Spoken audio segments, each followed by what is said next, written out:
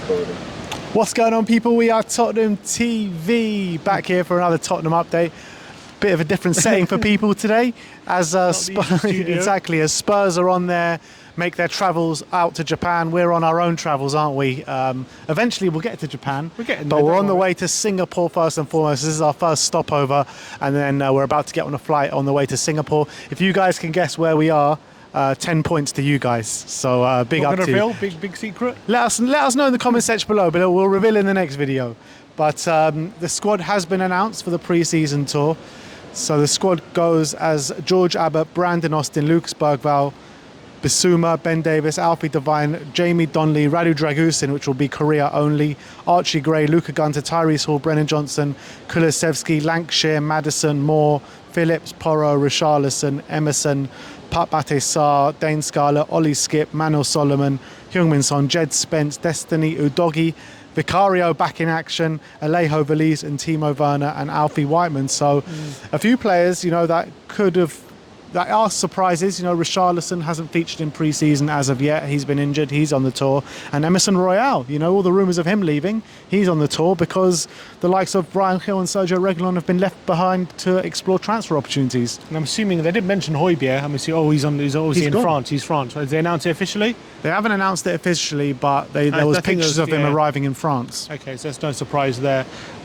What it tells me, obviously, all the youngsters that got the opportunities in the two pre-season games that we just played, it tells me they kind of haven't made a decision on any of them in terms of, well, first of all, they haven't made a decision on any of them in terms of loaning them out just yet. I think they want to take a good look at them for more games because they're all impressed. So it's hard to know which ones they want to make use of, which ones they want to loan out, which ones maybe they want to get some money for. So I think that's why they've taken all the players on the tour. Obviously, there's still a few players missing, but it's really, really exciting. I think, obviously, Richarlison, we'll talk about him in a minute. He's subject to some transfer news, but he's on the tour. So at the moment, clearly nothing advanced with that one, it would suggest.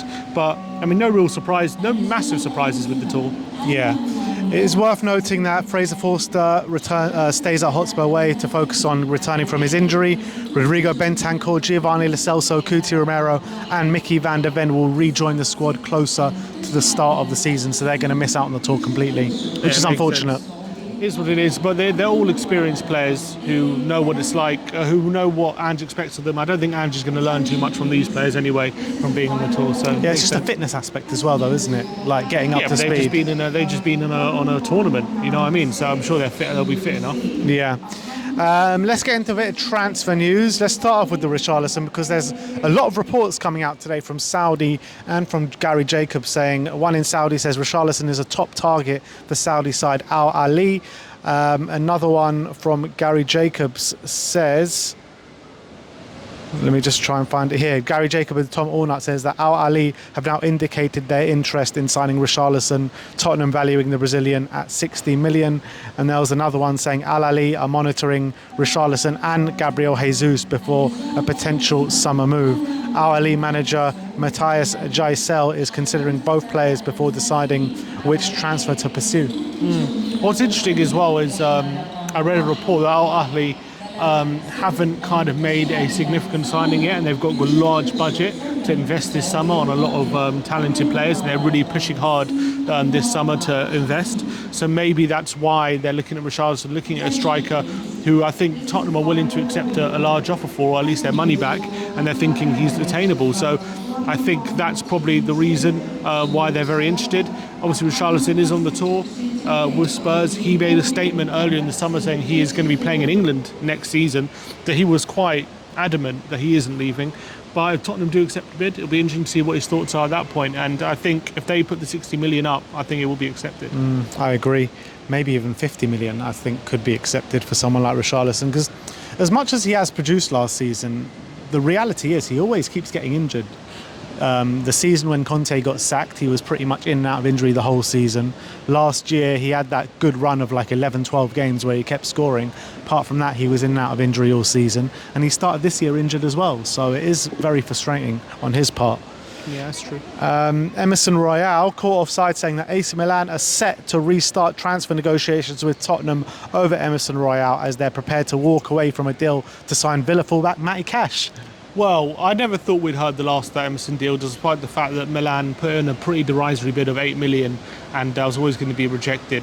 Honestly, look, it's not the best source, again, caught offside. We've seen that they make a lot of reports, and they usually piggyback off other reports as well. I don't know if they do their own reporting usually, but I wouldn't be surprised if AC Milan come in with another bid. Because look, even if they go to like £15 million, that might be closer to what we're looking for, and that's not a crazy outlay, albeit it would be double their last bid. So I think we haven't heard the last of this one. Ed Aaron saying that Man City are weighing up an approach for Crystal Palace's Eberechi Eze. Eze has attracted interest from Tottenham and Arsenal this summer, but it remains to be seen whether they can afford such a hefty fee. The minimum fee for Eze could be over 70 million. That's from Ed Aaron. So talking about Man City not being able to afford someone. No, they're talking about Spurs and Arsenal not being able to afford him. Because they were saying, I think a lot in terms of Man City's interest, a lot could depend on De Bruyne, because there's a lot of links with him and Saudi at the moment. There's even reports from the Daily Mail he's agreed personal terms. Some other reports now saying he hasn't, but if he has and he does leave, I could see Eze really replacing him, and I'm sure they're going to get a big fee for him, or a decent fee anyway. So I could see City stumping up the cash at that point. If De Bruyne stays, maybe it's kind of right player, wrong time, because maybe I don't know if Eze is going to be hanging around at Palace for another year, because he's 26 already. It's time to, he wants to start playing European football regularly. He wants to, not be in the mid-table all the time. So I do think he's going to push for a move this summer. In terms of between Tottenham and Arsenal, it's difficult at the moment. Arsenal have a really good project. Obviously, just bringing in Calafiori now. They're looking to build a really strong squad, back-to-back title challenges as well. So I can see Eze being convinced by that. But I think Tottenham definitely have their own way of trying to convince him. And I think if we put out the money and convince him, look, you come here, you're going to be a star player, you're going to be starting every week, we're going to build the team around you, then maybe he can be convinced to come. The reality is I just can't see us stumping up the cash. It's like upfront money as well. The majority of that 70 million needs to be upfront. And are Spurs really going to do that? Is that really realistic that we're going to do that? I question that. Yeah, I mean, knowing Tottenham, no. But maybe that could be a way as well to get ahead of Arsenal by putting more upfront cash. That's good in terms of putting a better financial deal in place so Palace can accept. That would be one other way if we can do that. And we have the financials to do it, but it's whether we will or not. Calcio Lecce is saying that Tottenham have made a approach to sign Patrick Dorgu. Lecce want 30 million euros for the left back, a player that obviously performed very well in Serie A last season. We have been linked with him, I think, earlier on in the transfer window, or maybe the back end of last season. With the re-emergence of Jed Spence now potentially having him around in the squad next season, in my opinion, I'd prefer to see where the Jed Spencing goes and have him as, cover for left back and right back. And you've got Mickey van der Ven there who can cover at left back as well. So I don't even think we need to be in the market for a right back and a left back if Jed Spence is going to stay. Well, Ben Davies is still there as well. So that's even lessens the need for to spend quite a decent fee on the left back. But if Tottenham feel like that is necessary, I'm not going to be against it, because the higher the quality of the squad, the better. Obviously, Spence can cover right back. We don't need him to cover both, but if necessary, he can. I think this player is a good young player in Serie A. Obviously, I think he performs well in the metrics when it comes to being an inverted fullback, but it's quite a hefty fee. So it's not, again, we've got bigger pressing issues in the backup left back. We've got players who can cover that position. If we get him, great, it improves the quality of the squad. But I really want to see heavy links now to some attackers, because time's running out. The 5 stadium announced, or airport announced, since we started doing this video. They're trying to sabotage us. But I don't know what to expect.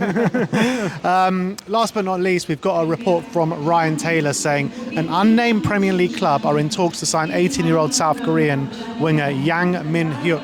And why this is interesting is because Spurs ITK did say that we reported to you that Spurs are going for a young South Korean up-and-coming player, and apparently have agreed a deal with a certain club in Korea, with a purchase with a loan back for the rest of the season. And this could tie in with that. Well, I was looking into him, this player, and he got 10 goal contributions last season in the K-League, and as an 18-year-old. Pretty impressive, I would say, in his first breakout season. I was watching some highlights. Obviously, I haven't watched him play, but I was looking at some of his YouTube compilations, and he does have a similar style to Sonny in terms of how he strikes the ball, how he likes to get shots off early, how he can use his left and right foot as well. maybe Tottenham are thinking of the future. Maybe they're thinking, you know, Sonny's 32 now. Obviously, you don't have to replace him with a Korean, but I know Tottenham will probably like to capitalise on that mark. And he looks like a really exciting talent as well. And he looks like a quick winger, play on the left wing and the right wing. And look, I know it's only the K-League, but 10 goal contributions as an 18-year-old is not to be sniffed at. Yeah, and I actually was reading an article about him, a Korean article, and they were kind of comparing him to the style of Anthony Gordon. Anthony Gordon. And they say he's very similar, very direct style of play like Anthony Gordon has, and he gets goal contributions just like Anthony Gordon as well on a regular basis. So, and I know it sounds, when I'm saying Tottenham want to capitalise on the Korean market, I know it sounds like very corporate and very we should be just sticking to football decisions, but it is 2024. A lot of clubs make decisions with that in mind as well. Yeah, but I think it's a football decision as well. Yeah, I think it is a football decision as well. Like, we're not going to be signing him if he's no good at football. You know what I mean? Of course, and that, at the moment he looks like a really exciting player. Yeah. I don't know if he's had any career caps yet. I don't think so. But maybe I think it'll be incoming soon. I think. Look, I think if Spurs were to sign him, I think Sonny would have a very big say if he was to come in or not, because I think he would come off the recommendation. We already missed out one where Sonny recommended Kim Min-jae, and look how that one turned out. So I think Daniel Levy will be very hard pressed to turn another one down. And it's a smart move to loan him back, let him develop a bit more, get some more minutes in his legs, then come back into the Spurs side and be fully confident and really start to develop as a player. So that'd be really exciting. I really thought when the report first came out from the ITK, I was convinced it was Bae Jung-ho. You know, coming from Stoke Championship, had a really good year last year, had a good debut for Korea, scoring a goal coming off the bench. I was convinced it was him, but we'll see how it progresses. It might not. This report might be completely false, so we'll see. But that is us. That is our Tottenham update for today. Next stop is Singapore, so we'll be doing some travel vlogs from there, and then we go off to Japan and then Korea. I guess we can tell them now. We are in Doha Airport, if you haven't guessed. If you made it to the end of the video, that's your reward. Exactly. But thank you everyone for joining us today. We've got an 8-hour flight now out to Singapore. Like, subscribe and comment, and as always, come on you Spurs.